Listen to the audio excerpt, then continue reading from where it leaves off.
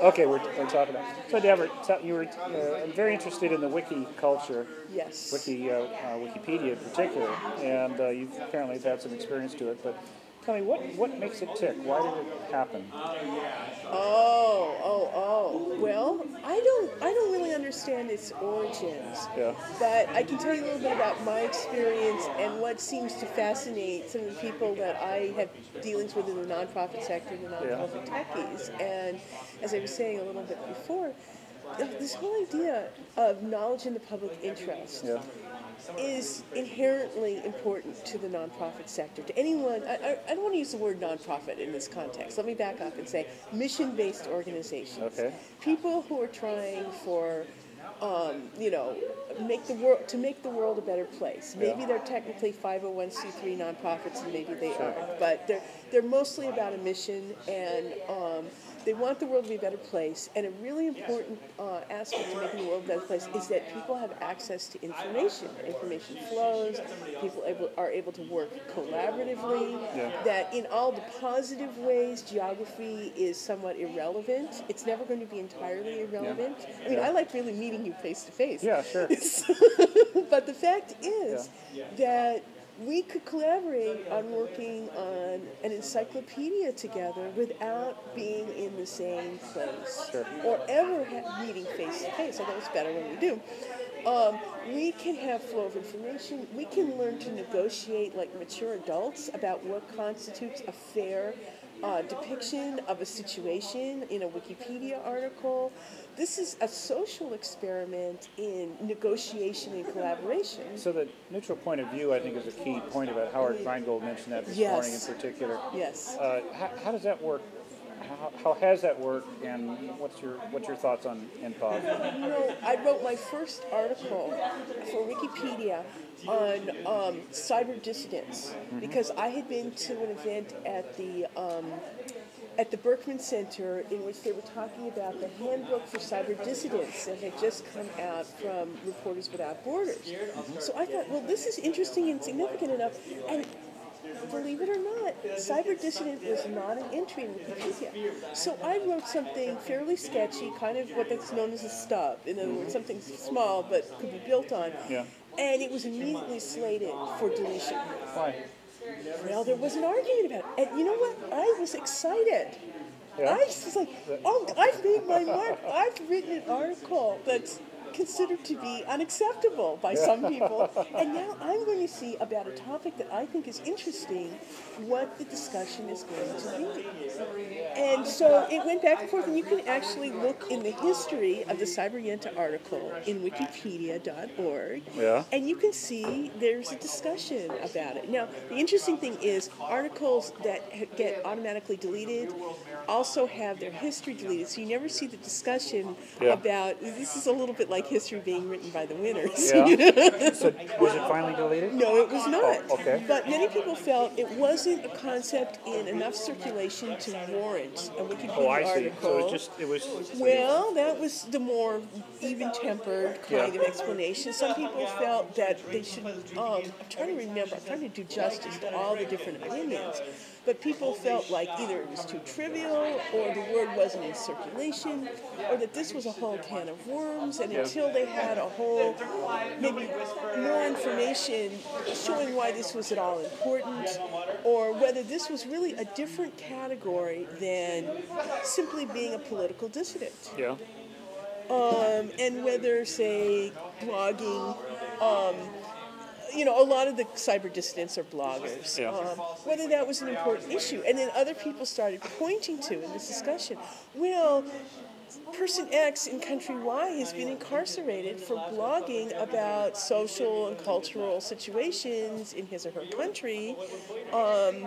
And that's the only information that most of us can get about what's really going on in that country, and that person is now behind bars because of what they put online. Yeah. Not a professional journalist, but a cyber dissident. This is really important for us to know because, after all, Wikipedia is all about flow of information. So it's really interesting, and then eventually the discussion kind of petered out after several days, and the general consensus was, yeah, keep it, see what happens. See if we can sort of expand on this. So it's still there and thriving? As far as I know, I mean, I can look it up right now and I can tell you. Yeah. But, the Reporters Without Borders had this whole handbook that they brought out, which I think was a really important and newsworthy event, that they were really actually trying to find ways to tell people how to be cyber dissidents, and then in a sense it bit back on them because they found that nobody in a really repressive regime wants to download a file that has the word cyber dissident in it. So in a way, the word, it might have been better if the word hadn't gotten much currency. Right. Recipes for chocolate cakes or something. Exactly. So it's full of complicated and painful reversals, the whole area of cyber dissidence. Yeah.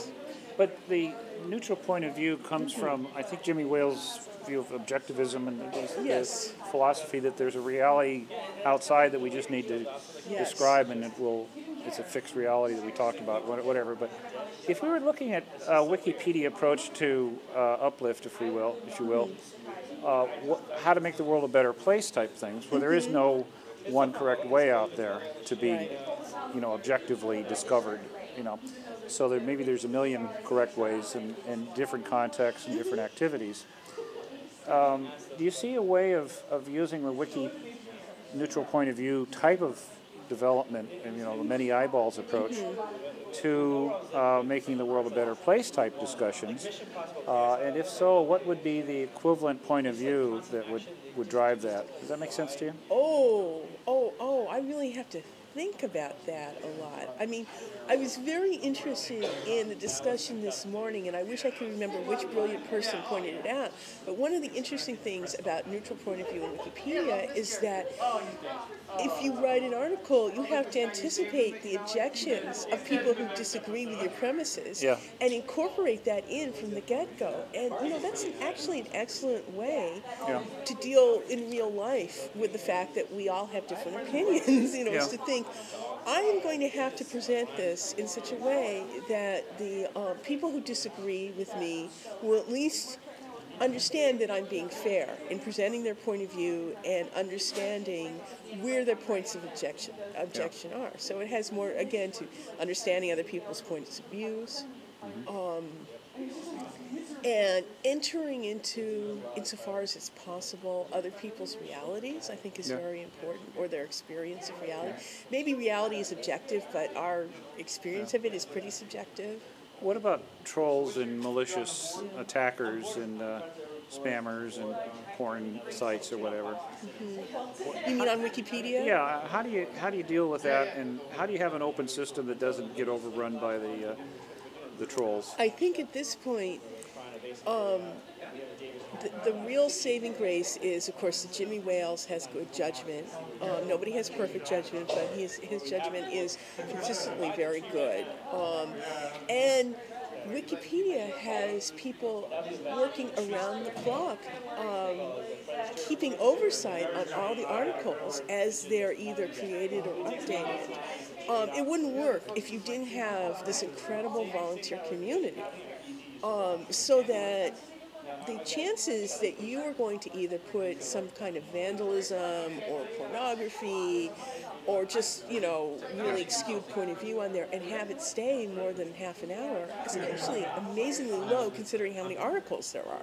Yeah. So they are doing something right with the community building part, where everybody feels the ownership to keep the garden tended.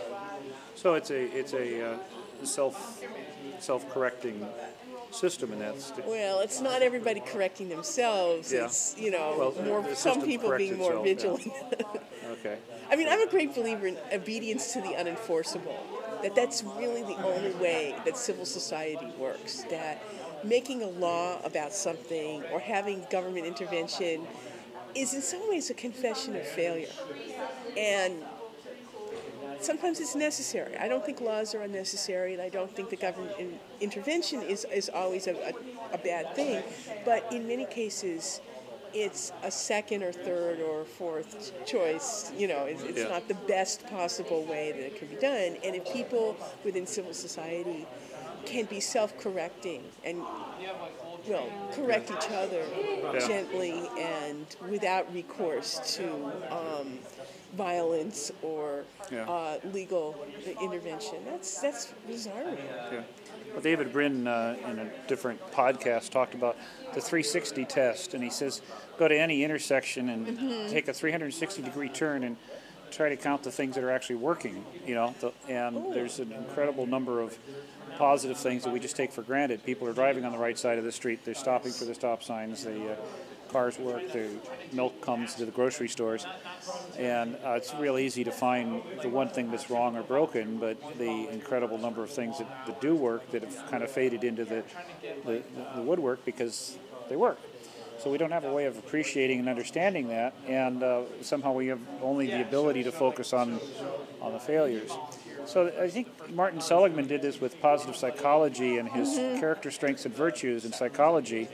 And I guess the quest here is there some way of taking his point of view and systematically looking to the positive, if you will, and then combine that with the WikiPedia, many eyeballs approach.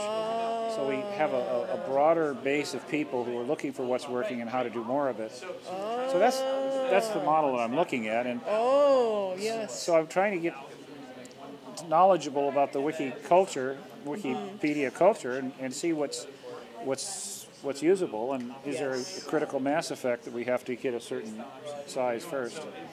Yes, and yes, I think that Wikipedia is as successful as it is because it does have a certain critical mass of numbers of people who are highly motivated. So it's qualitative in terms of motivation, but also in terms of numbers of people who are so vigilant. But also, you get to a certain point, and then you say, we're not all crazy in the same way on the same day. So, sane heads there are always enough sane heads so that but also enough expertise distributed across the world of knowledge. Yeah. It's not perfect. I mean, obviously there are more Wikipedia articles about things that people find interesting than about important but dull topics. Yeah. But over time, it would be nice to think that we would all be able to sort of say, we're sort of a self-constructing and self-healing community. Yeah. And we all look around and see what's needed, and we do it because we understand that that's how you keep a meaningful, coherent society. Yeah. Yeah. You want to talk more? Or